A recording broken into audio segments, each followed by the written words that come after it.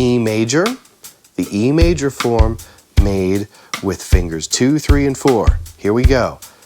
We're going to start with the E as we know it, and then move up 1 fret for a bar, and then back 1 fret for another bar. Okay, here we go.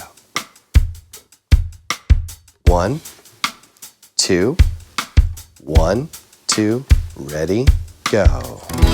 2, up fret, 1 fret. 2, back down to E. 2, 3, 4. 2, 3, 4.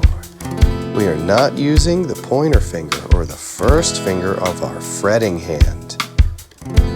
2, 3, 4. 2, 3, 4. 1.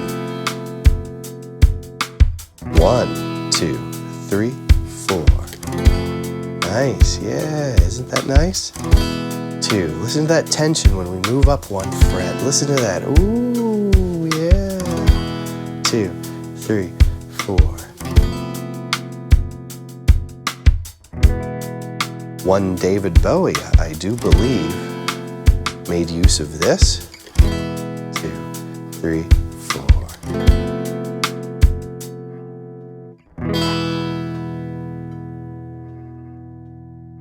Nice.